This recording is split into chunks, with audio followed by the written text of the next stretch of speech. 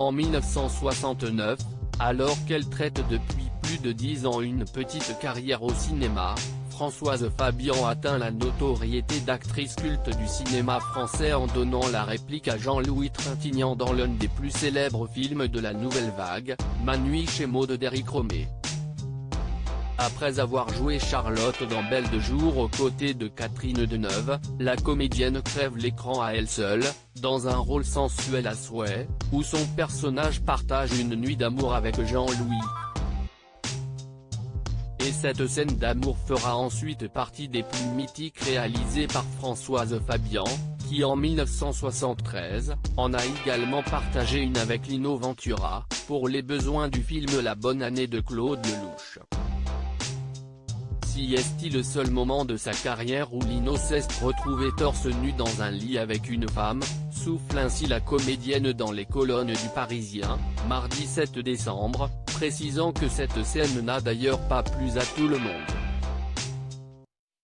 Sa fille n'était pas contente, a ainsi précisé Françoise Fabian, sans dire laquelle des trois filles de Lino Ventura a fait savoir que cette scène n'était pas à son goût.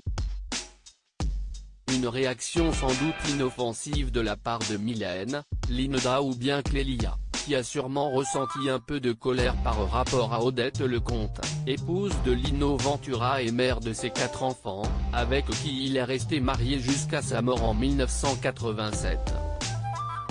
Mais comme le précise Françoise Fabian, elle ne l'a pas forcé à finir sans chemise. Qui sont les 3 hommes de la vie de Françoise Fabian?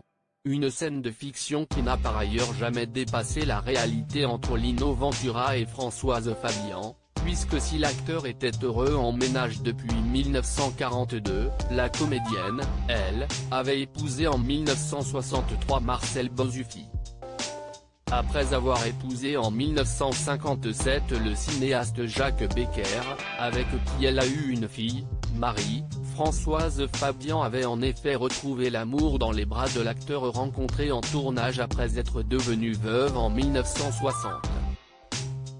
Elle le sera de nouveau en 1988, lorsqu'après 2 ans de cancer, traité en vain, Marcel Bozzuffi a rendu son dernier souffle.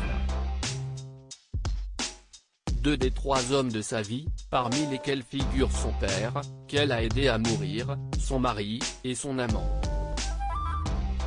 Loading VJ.